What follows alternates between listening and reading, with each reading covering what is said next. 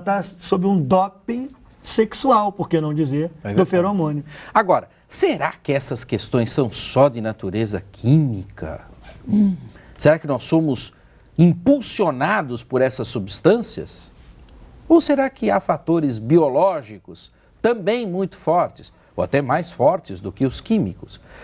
Vamos parar o trabalho um pouquinho e fazer um breve intervalo. Daqui a pouquinho nós continuamos. Não saia daí mesmo.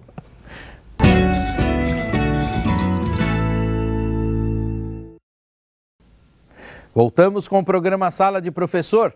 O trabalho de hoje é com o documentário A Química da Criação, episódio da série A Química de Quase Tudo.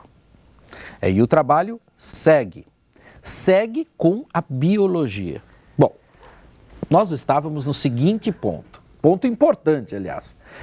A química tem uma série de substâncias, os feromônios e substâncias que agem de modo a estimular o interesse pelo outro. E será que isso conduz todos os seres vivos à reprodução?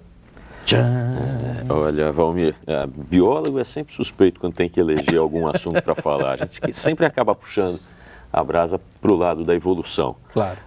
A química, essa atração química que existe é só mais uma das formas, né, de você promover esse contato. Você tem também várias outras maneiras que os animais exercem essa atração, atração sexual.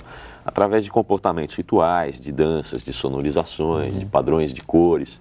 E tudo isso compõe um quadro mais amplo de seleção sexual, né? E tudo isso existe para que ocorra uma escolha, né, por parte, geralmente por parte da frente. É uma estratégia evolutiva, né? No fundo é uma estratégia evolutiva, né? São estratégias que demonstram um vigor maior do macho, um cuidado mais eficaz por parte do macho ou das fêmeas com relação aos filhotes, o que garantiria uma sobrevivência maior, garantiria uma taxa de sobrevivência maior e, em resumo, a propagação dos genes para as gerações futuras.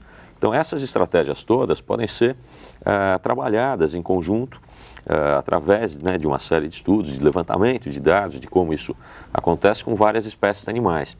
E a questão bem interessante disso seria passar a se fazer uma comparação, quer dizer, né, já que isso existe em tantas espécies de animais, a gente vai encontrar comportamentos desses que podem ser investigados até em grandes primatas, quer dizer, também deve existir na espécie humana.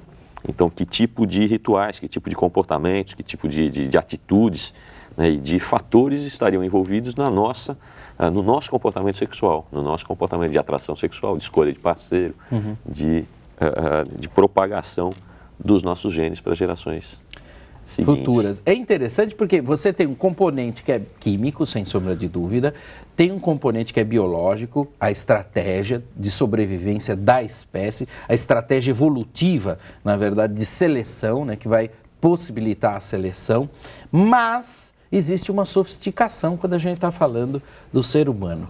E aí a filosofia entra maravilhosamente bem, né, nesse projeto interdisciplinar. A sociologia também, professores de sociologia, venham trabalhar conosco, né? Mas como que a gente pode dar esse enfoque filosófico para subsidiar esse trabalho interdisciplinar, João? A filosofia, nesse momento, ela vai entrar para fazer a reflexão sobre o ser humano.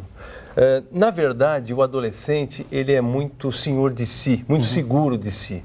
E isso é uma ótima chance, esse vídeo, para a gente colocar isso em questão.